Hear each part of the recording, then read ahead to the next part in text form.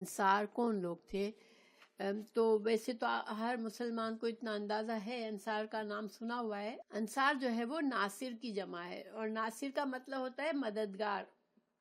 تو ان کو انصار کا لقب آپ صلی اللہ علیہ وسلم نے دیا کیونکہ یہ دین کے مددگار تھے، اس وقت مددگار بنے جس وقت دین کو سخت ضرورت تھی ان کی مدد کی، ٹھیک ہے۔ میں آپ کو بتاتی ہوں کہ دیکھیں مکہ میں جب آپ صلی اللہ علیہ وسلم رہے 13 سال رہے، لیکن آپ کو پتہ ہے کہ مکہ میں بہت حالات سخت سے سخت ہوتے گئے، یہاں تک کہ آپ مسلمانوں کو تو اذیتیں دی جاتی تھی، ایون رسول اللہ صلی اللہ علیہ وسلم کے قتل کے منصوبے بن رہے تھے، اور کوئی ایسا ذریعہ نہیں رہا تھا جس سے آپ صلی اللہ علیہ وسلم تبلیغ کر سکے، کیونکہ لوگوں میں خوف اور ہراس تھا کہ اسلام کی طرف جانا ایک اپنی جان کو خطرے میں ڈالنے والی بات تھی۔ اگر کوئی باہر سے مکہ میں آتا تو اس کو باہر سے ہی وارننگ کر دی جاتی تھی کہ ایک شخص محمد صلی اللہ علیہ وسلم ہے، ان سے نہیں ملنا، ٹھیک ہے۔ اتنا زیادہ ڈرایا جاتا تھا آپ صلی اللہ علیہ وسلم سے کہ آپ صلی اللہ علیہ وسلم نئے لوگوں کو بھی تبلیغ نہ کر سکے۔ اب ایسے حالات میں آپ صلی اللہ علیہ وسلم ڈھونڈ رہے تھے کہ کوئی مجھے مکہ سے باہر کی کوئی قوم مجھے پناہ دے، اور میں ان کے شہر میں جا کر اسلام کو اسٹیبلش کروں اور اسلام کی تبلیغ کر سکوں۔ تو اس کے لیے آپ صلی اللہ علیہ وسلم طائف بھی تشریف لے گئے، مگر طائف والوں نے بھی آپ کو بہت اذیت دی، اور آپ کو آپ کی صرف منع نہیں کیا بلکہ آپ کو بہت زیادہ تکلیف دہ طریقے سے آپ کو شہر سے باہر نکال دیا۔ آپ صلی اللہ علیہ وسلم کا یہ طریقہ تھا کہ حج کے زمانے میں وہاں پہ چونکہ حضرت ابراہیم علیہ السلام کے بعد سے بھی حج کا طریقہ جو تھا وہ چلا آ رہا تھا۔ حج جو تھی وہ ہوتی تھی، ٹھیک ہے۔ اب حج کے زمانے میں بہت ہر جگہ سے لوگ آتے تھے، سارے عرب سے لوگ آتے تھے، لیکن حج کے طریقے شرکیہ تھے، مطلب حج کا طریقہ صحیح نہیں رہا تھا، مگر حج کرتے تھے لوگ آ کے اور آتے تھے حج کے زمانے۔ ایک طرح سے سمجھ لیں کہ ایک طرح سے تجارت کا بھی ذریعہ تھا، لوگوں سے ملنے جلنے کا بھی ایک میلہ سا تھا، بس سمجھ لیں کہ لوگ آتے تھے، اپنا تجارتی سامان لاتے تھے، پھر جہاں سے خود خریدتے تھے خود بیچتے تھے۔ تو اب حج کے زمانے میں آپ صلی اللہ علیہ وسلم جاتے اور جو باہر کے لوگ آئے ہوئے ہوتے تھے ان کو اسلام کا انٹروڈکشن کرانے کی کوشش کرتے، اور ان کو انٹرسٹ ذرا سا لگتا تو ان سے یہ خواہش ظاہر کرتے تھے کہ مجھے آپ لوگوں کے شہر میں اگر میں آ کر اپنا اسلام کی تبلیغ کروں، مگر کوئی اس کی ہمت نہیں کرتا تھا، کیونکہ قریش جو تھے وہ بہت پاورفل تھے اس زمانے میں، یعنی قریش سے سب عزت کیوں کرتے تھے کہ ہر سال وہاں پر آتے تھے لوگ، اور مکہ میں رہنے والوں سے کوئی دشمنی نہیں کرنا چاہ رہا تھا، تو اس وجہ سے کوئی اگر کسی کو ذرا اسلام کی طرف دل ہوتا بھی تو بھی وہ قبول نہیں کر رہا تھا۔ ایسے میں آپ صلی اللہ علیہ وسلم جو تھے وہ نبوت کے 11ویں سال میں آپ صلی اللہ علیہ وسلم حج کے موقع پر اپنے معمول کے مطابق لوگوں سے ملاقات کر رہے تھے، تو آپ کی ملاقات 6 لوگوں سے ہوئی، 6 لوگوں کے گروہ سے جو کہ مدینہ سے تھے، ٹھیک ہے۔ آپ صلی اللہ علیہ وسلم نے ان سے سلام دعا کی اور ان سے پوچھا آپ لوگ کون ہیں، تو انہوں نے بتایا کہ ہم یثرب سے ہیں۔ تو آپ صلی اللہ علیہ وسلم نے فرمایا اچھا وہاں پر یہودی بھی رہتے ہیں، تو یہودیوں کے حلیف ہیں آپ؟ تو انہوں نے کہا ہاں۔ تو آپ صلی اللہ علیہ وسلم نے ان کو اسلام کی دعوت دی، تو ان کو اسلام کی دعوت پسند آئی اور انہوں نے اسلام قبول کر لیا، ٹھیک ہے۔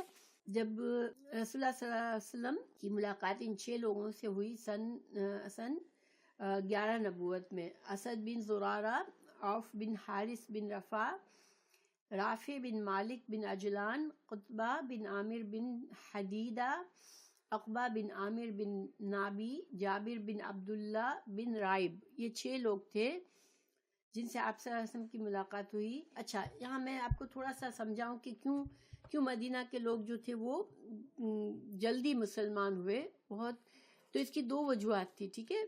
مدینہ میں 2 قبیلے تھے مشرکین عرب کے، ایک اوس اور ایک خزرج، اور یہ بڑے قبیلے تھے، اور یہود کے قبیلے نسبتاً تھوڑے چھوٹے تھے، اور 3 قبیلے تھے۔ وہ تھے بنو قریظہ، بنو نذیر اور بنو قینقاع، ٹھیک ہے. تو ان کی سچویشن ایسی تھی کہ اوس اور خزرج جو تھے وہ اصل میں تو ایک ہی ماں کے دو بیٹوں کے اولاد میں سے تھے اور دو خاندان بن گئے تھے، ٹھیک ہے، دو بڑے گروہ بن گئے تھے.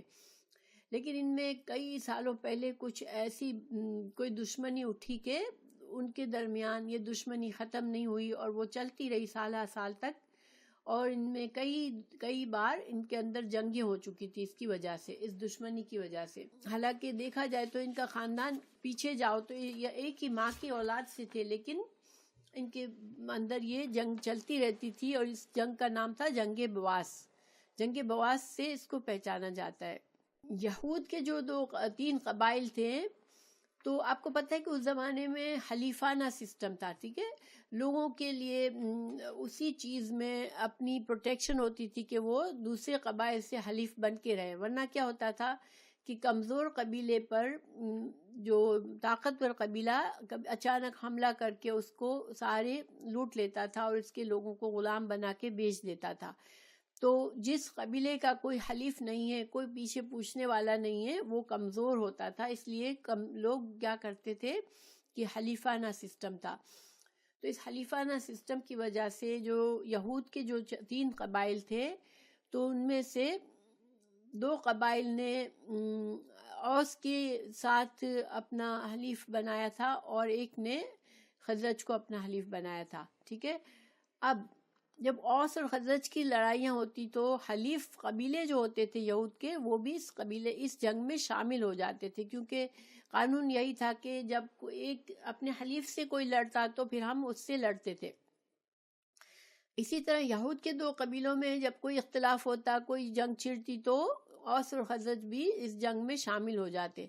تو دیکھیں مدینہ میں یہ 5 قبیلے تھے اور ہر وقت خانہ جنگی ہوتی رہتی تھی، اندر لڑائیاں ہوتی رہتی تھی، اور جس کی وجہ سے نہ وہاں پر کچھ اسٹیبلش نہیں ہو پاتا تھا. لوگ مر جاتے تھے، بہت تعداد میں لوگ مر جاتے تھے، سردار مر جاتے تھے، ان کے کام میں بھی خلل پڑتا تھا.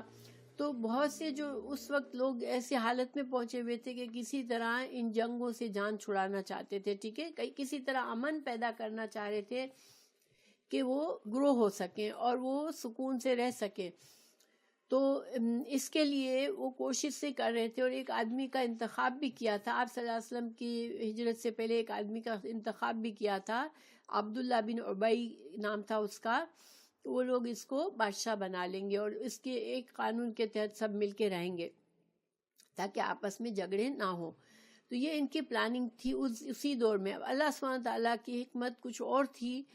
جب رسول اللہ صلی اللہ علیہ وسلم سے ان لوگوں نے سنا، ان 6 لوگوں نے آپ صلی اللہ علیہ وسلم سے دعوت دین کے پیغام کو جانا سمجھا، اور تو ان کے دل میں ان کو پسند آئی آپ کی شخصیت اور آپ کا پیغام، اور ان کو یہ ہوا کہ عبداللہ بن ابی کے مقابلے میں رسول اللہ صلی اللہ علیہ وسلم اگر ہمارے پاس آ جائیں تو یہ بہتر انسان ہیں، ہم سب کو جمع کرنے کے لیے آپ صلی اللہ علیہ وسلم بہتر ثابت ہوں گے انشاءاللہ. تو ایک تو یہ ریزن تھی جس وجہ سے وہ فوراً نہ صرف اسلام قبول کیا بلکہ آپ صلی اللہ علیہ وسلم کو انہوں نے خود دعوت بھی جیسے انڈیکیشن دی کہ آپ جو ہے وہ ہم چاہتے ہیں کہ آپ ہمارے پاس طرف آ جائیں. لیکن ابھی اللہ کا حکم نہیں تھا ہجرت کا، ٹھیک ہے، تو آپ صلی اللہ علیہ وسلم انتظار کر رہے تھے. دوسری وجہ یہ تھی ان کے بہت جلدی مسلمان ہونے کی کہ چونکہ یہ یہود کے ساتھ رہتے تھے تو یہود ان کو بتاتے تھے کہ ہمارے نبی آنے والے ہیں، ہمارے آخری نبی آنے والے ہیں، اور جب وہ آئیں گے تو اللہ سبحانہ تعالیٰ ہمیں تم سب مشرکین پر ہمیں اللہ تعالیٰ فتح دے گا اور ہمیں غالب کر دے گا. تو انہیں پتا تھا. یہ اس کا ذکر کہاں ہے؟ سورہ بقرہ کی میں اللہ تعالیٰ نے اس کا ذکر فرمایا ہے 89 آیت میں. اعوذ باللہ من الشیطان الرجیم. وَكَانُوا مِن قَبْلُ يَسْتَفْتِحُونَ عَلَى الَّذِينَ كَفَرُوا فَلَمَّا جَاءَهُم مَا عَرَفُوا كَفَرُوا بِهِ. کہ یہ یہودی انتظار کر رہے تھے اس نبی صلی اللہ علیہ وسلم کا، اور جب نبی صلی اللہ علیہ وسلم آئے تو انہوں نے پہچان لیا لیکن حسد کی وجہ سے انکار کر دیا ان کا، ٹھیک ہے. تو اب چونکہ مدینہ کے جو مشرکین عرب تھے ان کو یہ پتہ تھا کہ ایک نبی کا ظہور ہونے والا ہے اور اس نبی کے ذریعے اللہ تعالیٰ فتح دے گا جو اس نبی کو مان لیں گے. تو اس وجہ سے انہوں نے جب آپ صلی اللہ علیہ وسلم سے ملاقات کی تو ان کو یقین ہو گیا کہ یہ وہی نبی ہے جس کا یہودی ذکر کرتے ہیں. تو ان کے دل میں آیا کہ کیوں نہ ہم پہلے ان کو مان لیں تاکہ یہودی ہم پر غالب نہ آئے. تو یہ وجوہات تھی جس کی وجہ سے مدینہ کے لوگ کو اللہ نے وہ ماحول تیار کر دیا تھا کہ رسول اللہ صلی اللہ علیہ وسلم کے لیے. اور یہ کئی سالوں سے اللہ کی پلاننگ، دیکھیں اللہ سبحانہ تعالیٰ کی پلاننگ ایک دن کی نہیں ہوتی ہے. اللہ تعالیٰ چیزیں ہوتی ہیں ہمیں پتہ نہیں چلتا. ہم اگر جب حضرت یوسف علیہ السلام کے بارے میں پڑھیں، حضرت موسیٰ علیہ السلام کے بارے میں پڑھیں تو ہمیں پتہ چلتا ہے کہ اللہ کی پلاننگ کتنی لمبی ہوتی ہے جب جا کے اصل مقصد تک بات پہنچتی ہے. یہ 6 لوگ مسلمان ہوئے اور پھر کیا ہوا، یہ لوگ مسلمان ہو کے چلے گئے. ٹھیک ہے، پھر انہوں نے اگلے سال کا وعدہ کیا تھا کہ ہم اگلے سال آئیں گے. تو پھر نیکسٹ ایئر وہ کس طرح سے آئے کہ وعدے کے مطابق اگلے سال سن 12 نبوت میں موسم حج میں 12 آدمی حاضر ہوئے. پہلے 6 آئے تھے، اب 6 اور ایڈ ہو گئے، اس میں 10 خزرج کے اور 2 اوس کے. خزرج کے 10 آدمیوں میں سے جابر بن عبداللہ بن رائب کو چھوڑ کر باقی 5 تو وہی لوگ تھے. ٹھیک ہے، کسی وجہ سے جابر بن عبداللہ بن رائب نہیں تھے، ہو سکتا ہے ان کا انتقال ہو گیا ہوگا یا پھر کوئی اور وجوہات تھی. بہرحال تو پھر نئے 5 لوگ کون تھے؟ معاذ بن حارث، ذکوان بن عبد القیس، عبادہ بن صامت، یزید بن صلبہ، عباس بن عبادہ بن نضلہ اور قبیلہ اوس کے 2 آدمی ابو الحسیم بن تیہان اور عویم بن ساعدہ. یہ نام میں بتا رہی ہوں، ضروری نہیں ہے کہ آپ کو یاد ہو، بس چونکہ نام ایک بار سنے ہو تو اچھا ہے، شاید آپ ان میں سے کسی صحابی کے بارے میں آلریڈی جانتی ہوں. تو یہ لوگ مینا کی گھاٹی میں رسول اللہ صلی اللہ علیہ وسلم کے ساتھ جمع ہوئے اور آپ نے انہیں اسلام سکھایا اور فرمایا کہ آؤ مجھ سے اس بات پر بیعت کرو کہ اللہ کے ساتھ کسی چیز کو شریک نہ کرو گے، چوری نہ کرو گے، زنا نہ کرو گے، اپنی اولاد کو قتل نہ کرو گے، اپنے ہاتھ پاؤں کے درمیان سے گھڑ کر کوئی بہتان نہ لاؤ گے اور کسی بھلی بات میں میری نافرمانی نہ کرو گے. اب جس شخص نے یہ ساری باتیں پوری کیں تو اس کا اجر اللہ کے پاس ہے، اور جو شخص ان میں سے کسی چیز کا ارتکاب کر بیٹھا پھر اس دنیا ہی میں سے اس کی سزا دے دی گئی تو یہ اس کے لیے کفارہ ہے، اور جو شخص اس میں سے کسی چیز کا ارتکاب کر بیٹھا پھر اللہ نے اس پر پردہ ڈال دیا تو اس کا معاملہ اللہ کے حوالے ہے، چاہے تو سزا دے اور چاہے تو معاف کر دے. اس پر ان لوگوں نے آپ صلی اللہ علیہ وسلم سے بیعت کی. یہ جو ابھی پیراگراف پڑھا یہ اصل میں ایکچولی اگلی حدیث ہے جو ہم پڑھیں گے انشاءاللہ. ٹھیک ہے، صحیح بخاری کی حدیث ہے، یہ پورا متن ترجمہ اسی حدیث کا تھا. تو انشاءاللہ یہ نیکسٹ کلاس میں پڑھیں گے ہم، تو اس میں ایکسپلین کروں گی ان میں جو سارے پوائنٹس بتائے گئے ہیں اس کو انشاءاللہ. تو پھر کیا ہوا کہ جب یہ لوگ واپس ہوئے تو نبی صلی اللہ علیہ وسلم نے ان کے ساتھ حضرت مصعب بن عمیر رضی اللہ عنہ کو روانہ کر دیا. اب چونکہ 12 لوگ مسلمان ہو چکے تھے تو آپ صلی اللہ علیہ وسلم نے ان کے ساتھ اپنے ایک صحابی مصعب بن عمیر رضی اللہ عنہ کو روانہ کیا. یہ صحابی بھی بہت عظیم صحابی ہیں، یہ جنگ احد میں شہید ہو گئے، جوان تھے اور بہت ہی امیر خاندان سے تھے، لیکن جب مسلمان ہوئے تو ان کی والدہ نے ان کو بہت پہلے تو سختیاں کی، سمجھایا، پھر فائنلی ان کو اپنی جائیداد سے بالکل فارغ کر دیا، اور یہ بالکل ایسی بالکل سب کچھ چھوڑ دیا انہوں نے اسلام کی خاطر، اور آپ صلی اللہ علیہ وسلم کی صحبت اختیار کی. آپ صلی اللہ علیہ وسلم نے انہیں مدینہ بھیجا. اور دیکھیں الحمدللہ یہ پہلے انسان ہیں جو کہ تبلیغ کے لیے وہ سفر کر کے گئے، اسلام کی تبلیغ کی انہوں نے، اور ان کے ذریعے اتنے لوگوں مدینہ کے اتنے لوگ مسلمان ہوئے. تو اللہ تعالیٰ نے ان کو بہت بڑا اعزاز دیا کہ ان کے ہاتھ پر اتنے لوگ مسلمان ہوئے.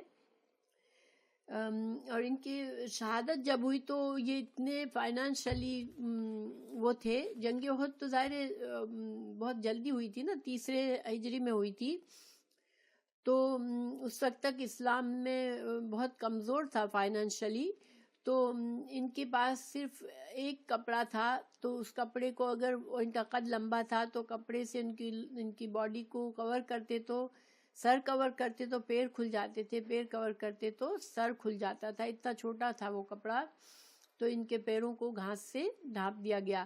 سبحان اللہ، جس انسان کے کپڑے اور پرفیوم پر لوگ فدا ہوتے تھے کہ یہ بہت ہی خوش لباس تھے، بہت ینگ تھے، تو بڑے یمنی بڑے مشہور کپڑے پہنتے تھے اور خوشبوئیں بڑی عمدہ خوشبو لگاتے تھے کہ لوگوں میں بڑے مشہور تھے۔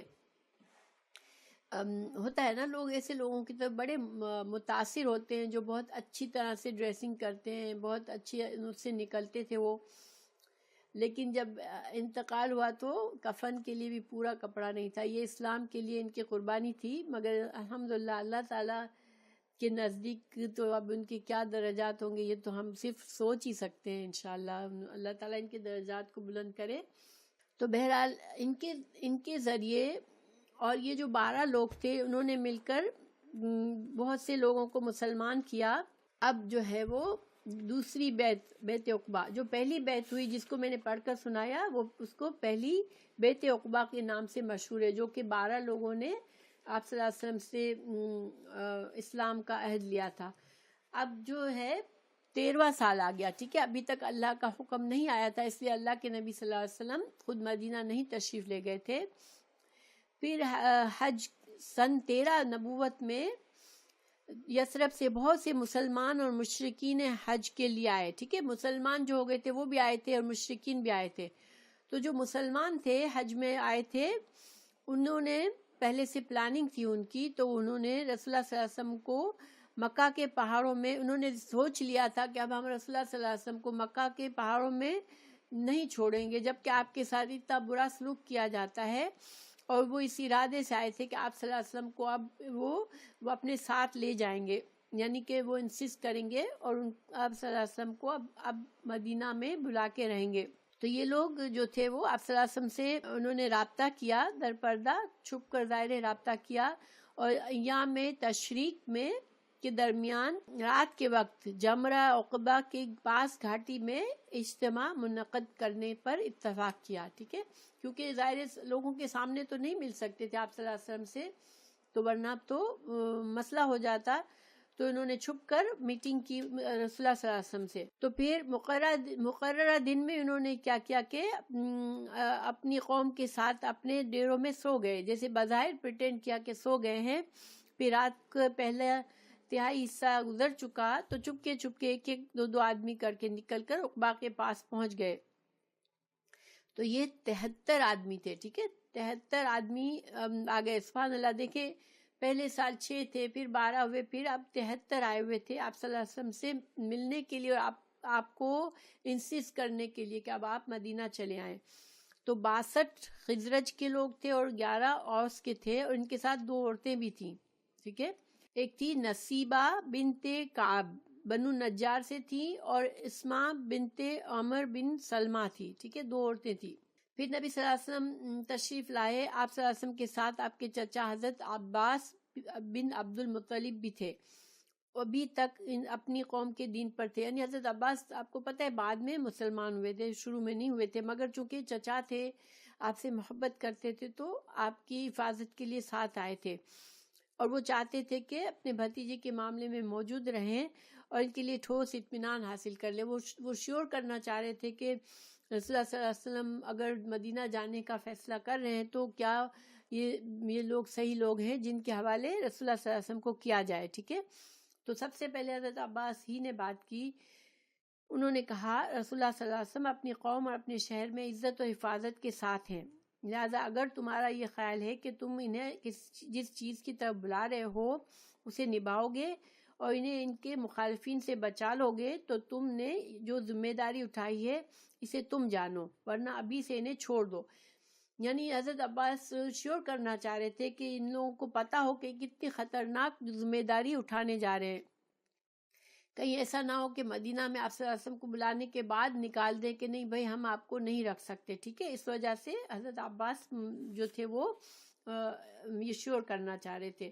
ان کے جواب میں اہل یثرب کے ترجمان حضرت برا بن معرور نے کہا ہم صدق وفا کا اور رسول اللہ صلی اللہ علیہ وسلم کے لیے اپنی روحیں نچھاور کرنے کا ارادہ رکھتے ہیں، لہذا اے اللہ کے رسول آپ بات کیجئے اور اپنے لیے اور اپنے رب کے لیے جو عہد و پیمان پسند ہو لے لیجئے۔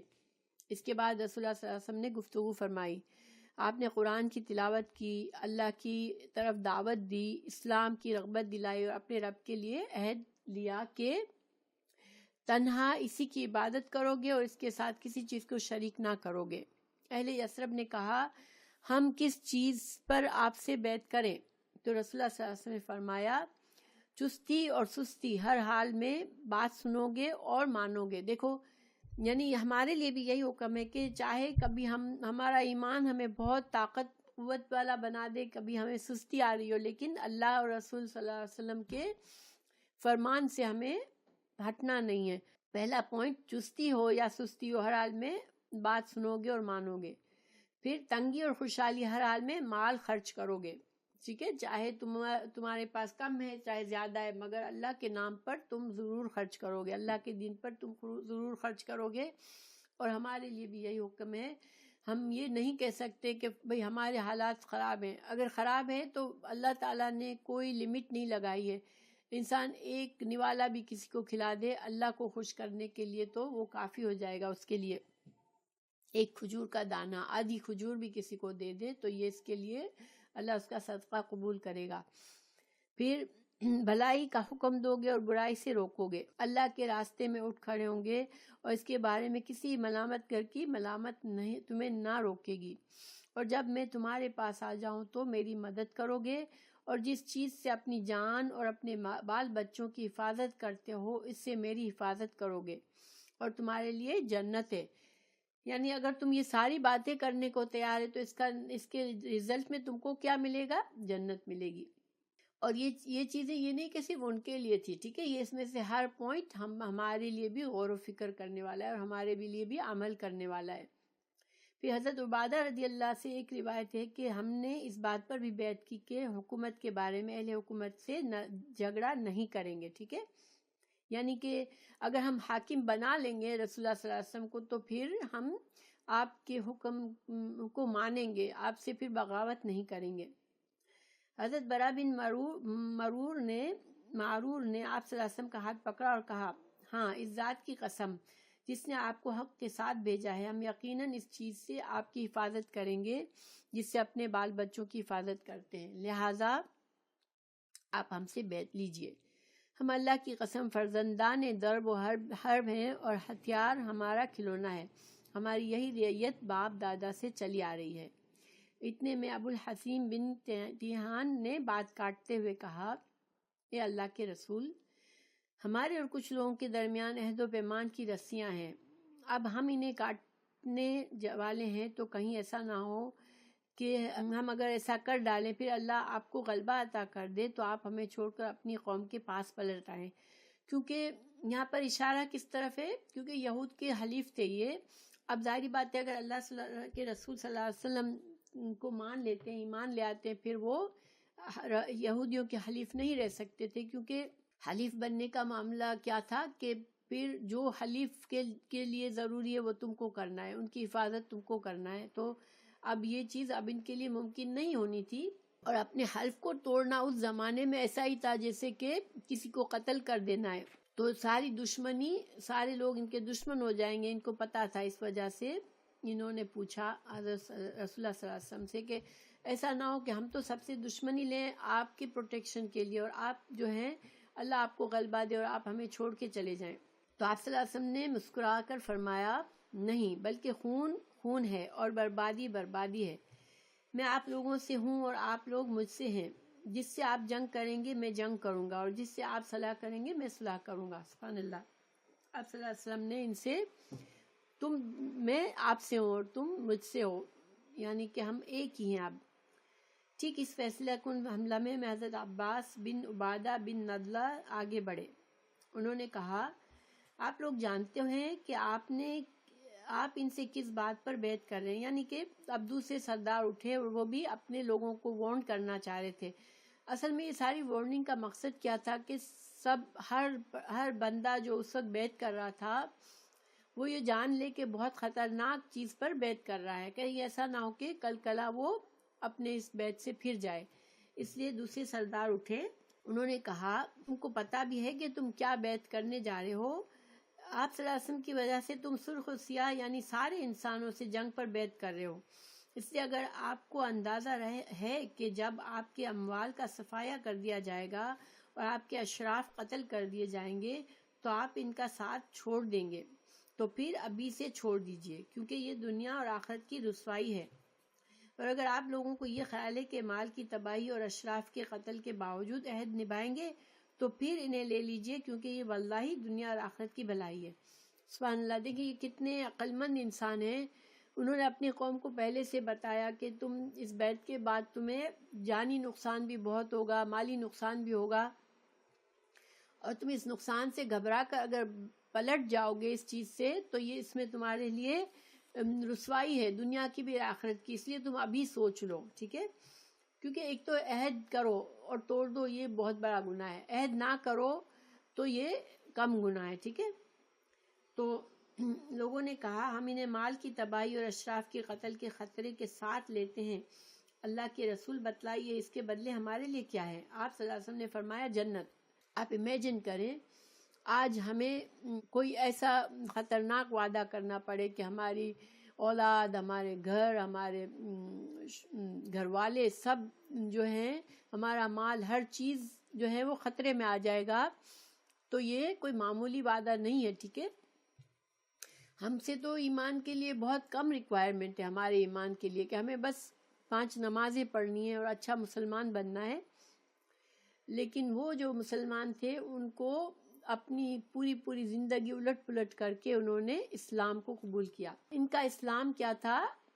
قربانی کے لیول پر تھا۔ ہمارا اسلام تو بہت ہی آسان ہونے کے باوجود ہم سے چھوٹی سی قربانی بھی دینا ہمارے لیے بہت مشکل ہوتا ہے۔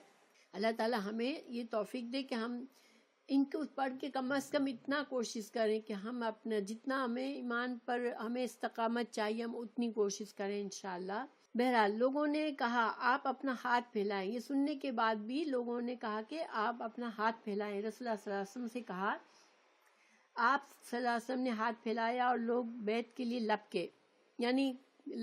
یعنی فاس ایکسائٹمنٹ سے لپک رہے تھے، یعنی سب خطرات کو سننے کے بعد بھی ان کے اندر اتنا ایمانی جوش تھا، کیونکہ اب یہ سارے مسلمان ہو چکے تھے۔ مگر اسی وقت آپ کا ہاتھ حضرت سعد بن زرارہ نے پکڑ لیا اور کہا، اہل اسرب ذرا ٹھہرو، ہم آپ کی خدمت میں اونٹوں کے کلیجے مار کر لمبا سفر کر کے اس یقین کے ساتھ حاضر ہوئے ہیں کہ آپ اللہ کے رسول صلی اللہ علیہ وسلم ہیں۔ آج آپ کو یہاں سے لے جانے کے معنی یہ ہے کہ سارے عرب سے دشمنی، اپنے چیدہ سرداروں کا قتل اور تلواروں کی مار۔ اب اگر آپ لوگ یہ سب برداشت کر سکتے ہیں تو انہیں لے لیں اور آپ کا اجر اللہ پر ہے، اگر آپ لوگ اپنے متعلق کوئی اندیشہ رکھتے ہیں تو انہیں ابھی سے چھوڑ دیں، یہ اللہ کے نزدیک زیادہ قابل عذر ہے۔ سعد بن زرارہ دوسرے سردار تھے، انہوں نے بھی اپنے لوگوں کو سمجھایا کہ دیکھو تم سوچ سمجھ کر بیعت کرو، اور اس کا مطلب یہ نہیں تھا کہ ان کو ڈسکریج کریں، ٹھیک ہے؟ وہ چاہ رہے تھے کہ جذبات میں نہ فیصلہ کرے، سوچ سمجھ کر فیصلہ کرے، کیونکہ یہ فیصلہ بہت اہم تھا، یہ بیعت بہت اہم تھی۔ لوگوں نے کہا سعد اپنا ہاتھ ہٹا دیجئے، واللہ ہم اس بیعت کو نہیں چھوڑ سکتے اور نہ توڑ سکتے ہیں۔ اس کے بعد ایک آدمی نے اٹھ کر بیعت کی، اور راجح ترین قول کے مطابق سب سے پہلے بیعت کرنے والے خود اسد بن زرارہ تھے، جنہوں نے ابھی ڈرایا وہی سب سے پہلے تھے۔ کچھ اقوال یہ ہیں کہ ابو الحسین بن تہان تھے، کسی نے کہا کہ حضرت برا بن معرور تھے۔ ان تینوں حضرات میں سے کسی ایک نے سب سے پہلے کی تھی۔ اور پھر دونوں عورتوں کی بھی بیعت صرف زبان سے ہوئی، یعنی ان سے مصافحہ نہ کیا آپ صلی اللہ علیہ وسلم نے۔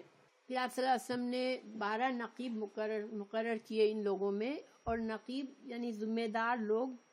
آپ کو پتہ ہے کہ جب حضرت موسیٰ علیہ السلام مصر کو چھوڑا تو انہوں نے بھی 12 نقیب مقرر کیے تھے بنی اسرائیل میں سے، اسی طرح آپ صلی اللہ علیہ وسلم نے 12 نقیب مقرر کیے جو اپنی اپنی قوم کے اپنے اپنے لوگوں کے ذمہ دار تھے کہ اسلام کی تعلیمات ان کو دیں گے اور اسلام کی تبلیغ کریں گے۔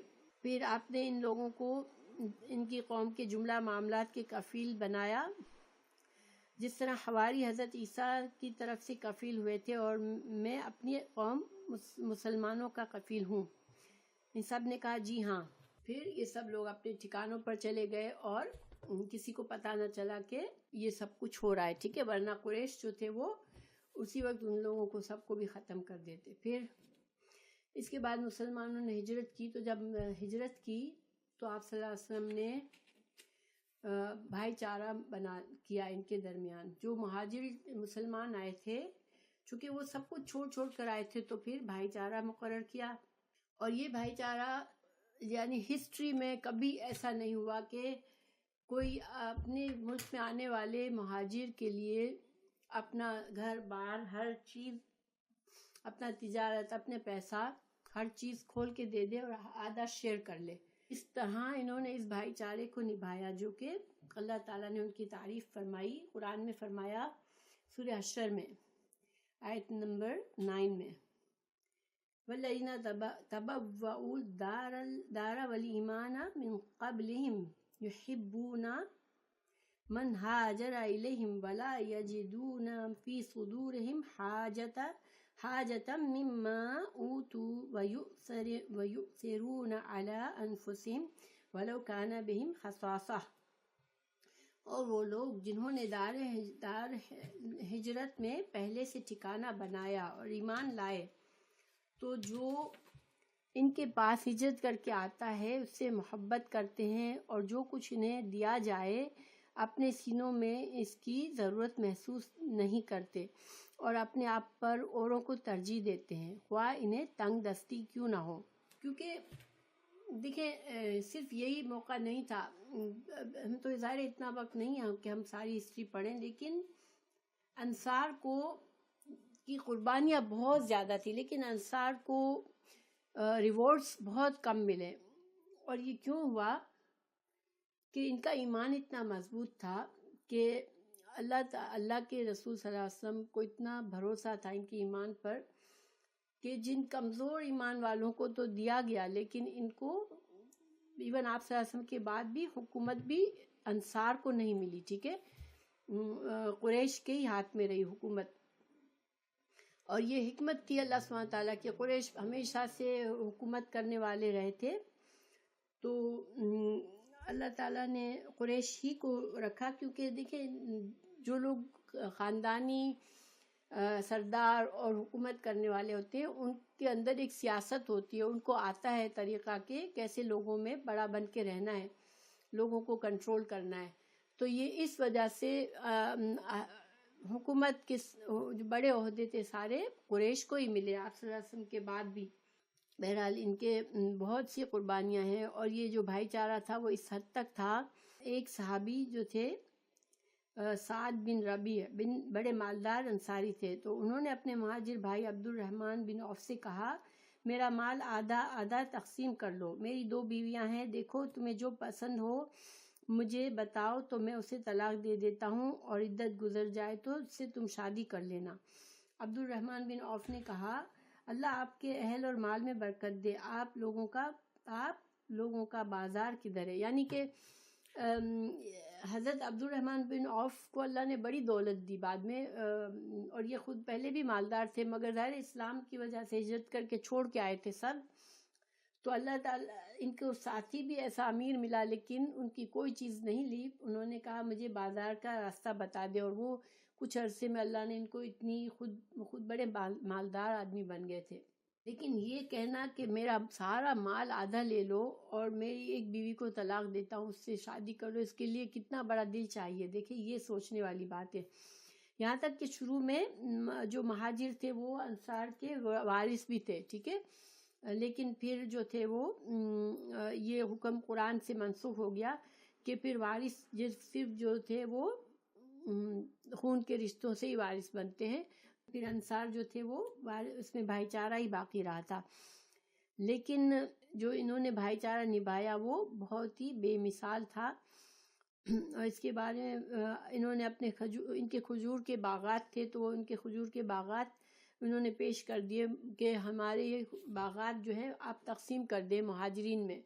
اللہ کے رسول صلی اللہ علیہ وسلم نے فرمایا نہیں، آپ اپنے باغات خود رکھیں مگر مہاجرین اس میں کام کریں گے اور ان کا جو منافع ہوگا اس میں آپ دونوں شریک ہوں گے. تو یہ سبحان اللہ بہت اچھا وہ تھا طریقہ کہ مہاجرین کو بھی ظاہری بات ہے کہ محنت کر کے انہوں نے اپنی کمائی کھائی تو اس کا بھی ان کو بھی اچھی فیلنگ تھی کہ ہم کسی سے ہر چیز نہیں لے رہے اس طرح سے، لیکن انہوں نے اپنے دل کھول دیے ماشاءاللہ. پھر ایک اور بڑا عظیم واقعہ ان کا ہے کہ جنگ بدر میں دیکھیں صرف 1 سال کے بعد جنگ بدر ہوئی تھی. ٹھیک ہے، چونکہ میں اس لیے یہ ساری چیزیں تھوڑا تھوڑا بتا رہی ہوں، میں تو خیر مختصر کر رہی ہوں کہ ہمیں ذہن میں تازہ ہو کہ انصار کیا تھے. حالانکہ بہت سے لوگوں کو پتہ ہوں گی یہ باتیں انشاءاللہ، لیکن میں چاہ رہی ہوں کہ جن کو نہیں پتہ ان کو پتہ چلے. تو جنگ احد میں ابھی تو 1 سال ہی ہوا تھا آپ صلی اللہ علیہ وسلم کو ہجرت کیے ہوئے، لیکن آپ کو پتہ ہے صرف 313 لوگ نکلے تھے اور قافلے کے لیے نکلے تھے، اور پتہ نہیں تھا کہ ہم اتنے بڑے لشکر سے ہمارا مقابلہ ہوگا. تو آپ صلی اللہ علیہ وسلم مشورہ لے رہے تھے کیونکہ آپ نہیں چاہتے تھے کہ میں یہ جنگ لوگوں پر امپوز کروں، تو بار بار پوچھ رہے تھے لوگوں مجھے مشورہ دو کہ ہمیں کیا کرنا چاہیے. مہاجرین لوگوں نے سب نے کہا کہ آپ صلی اللہ علیہ وسلم جو فیصلہ کریں گے ہم آپ کے ساتھ ہیں. آپ کہیں گے کہ ہم جو ہیں وہ دریا میں کود جائیں تو ہم کود جائیں گے. انصار جو تھے وہ اس وقت تک ابھی خاموش تھے، تو آپ صلی اللہ علیہ وسلم پوچھ رہے مجھے مشورہ دو مجھے مشورہ دو. تو پھر انصار کے رئیس حضرت سعد بن معاذ رضی اللہ عنہ اٹھے اور عرض فرمایا یا رسول اللہ گویا آپ ہماری طرف اشارہ فرما رہے ہیں. تو اس ذات کی قسم جس نے آپ کو حق کے ساتھ بھیجا ہے، اگر آپ ہمیں اس سمندر پر لے چلیں اور اس میں کودنا چاہیں تو ہم اس میں بھی آپ کے ساتھ کود پڑیں گے، ہمارا ایک آدمی بھی پیچھے نہ رہے گا. ہمیں قطعاً کوئی ہچکچاہٹ نہیں کہ کل آپ ہمارے ساتھ دشمن سے ٹکرا جائیں. ہم جنگ میں پامرد اور لڑنے میں جواں مرد ہیں، اور توقع ہے کہ اللہ آپ کو ہمارا وہ جوہر دکھلائے گا جس سے آپ کی آنکھیں ٹھنڈی ہوں گی، لہذا آپ ہمیں لے کر بڑھیں، اللہ برکت دے گا. انہوں نے گفتگو کے دوران یہ بھی کہا کہ اس ذات کی قسم جس نے آپ کے حق کے ساتھ بھیجا ہے، اگر آپ پیش قدمی کرتے ہوئے بر کے غدام تک جائیں گے تو بھی ہم آپ کے ساتھ جائیں گے. اس سے آپ صلی اللہ علیہ وسلم کے دل میں خوشی کی لہر دوڑ گئی، اور پھر آپ نے فرمایا چلو اور خوش ہو جاؤ، کیونکہ مجھ سے اللہ نے 2 گروہوں میں سے ایک کا وعدہ فرمایا ہے. واللہ اس وقت میں گویا قوم کے قتل گاہیں دیکھ رہا ہوں. تو گویا یہ آپ صلی اللہ علیہ وسلم نے انصار سے جب مشورہ کیا تو انہوں نے اتنا دل کھول کے جواب دیا تھا.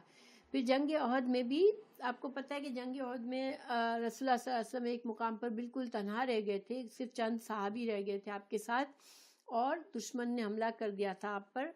تو اس وقت بھی آپ کے گرد 7 انصار تھے اور 2 مہاجر تھے. ٹھیک ہے، تو آپ صلی اللہ علیہ وسلم نے فرمایا کہ کون ہے جو ان کو ہم سے دفاع کرے اور ان کے لیے جنگ یا جنت ہے، یا یہ فرمایا کہ وہ جنت میں میرا رفیق ہوگا. آپ صلی اللہ علیہ وسلم نے اس وقت آواز لگائی جبکہ صرف چند لوگ آپ کے قریب تھے. تو اس پر ایک انصاری آگے بڑھ کر انہیں پیچھے دھکیلا اور لڑتے لڑتے شہید ہو گئے. اس کے بعد مشرکین نے پھر حملہ کیا، بالکل قریب آ گئے. آپ نے پھر یہی فرمایا. اب ایک دوسرے صحابی نے بڑھ کر انہیں پیچھے دھکیلا اور وہ بھی لڑتے لڑتے شہید ہو گئے. اسی طرح ایک کے بعد ایک کر کے 7 انصاری نے اپنی جان قربان کر دی جنگ احد میں رسول اللہ صلی اللہ علیہ وسلم کا دفاع کرتے ہوئے. تو یہ ان کے ایمان کا جنگ احد سے بھی پتہ چلتا ہے، جبکہ بہت سے لوگ بھاگ گئے تھے. آپ کو پتہ ہے جنگ احد کا ہم پڑھ چکے ہیں، اور بہت سے لوگوں کو پتہ بھی ہوگا کہ اس میں مسلمانوں کو میں بہت گھبراہٹ پھیل ہو گئی تھی، سب ادھر ادھر بھاگ رہے تھے. آپ صلی اللہ علیہ وسلم آوازیں دے رہے تھے مگر کوئی پلٹ کے دیکھ نہیں رہا تھا. ایسے میں انصار کے 7 لوگوں نے اپنی جان سے دفاع کیا اور اپنی جان قربان کر دی. اسی طرح جنگ طائف کے بعد آپ صلی اللہ علیہ وسلم کو بہت زیادہ مال غنیمت ملا تھا.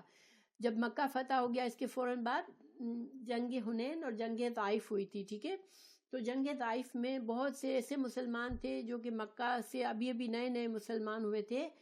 تو آپ صلی اللہ علیہ وسلم نے بہت سارا مال غنیمت سارا ان نئے مسلمانوں میں بانٹ دیا. حالانکہ بہت زیادہ تھا.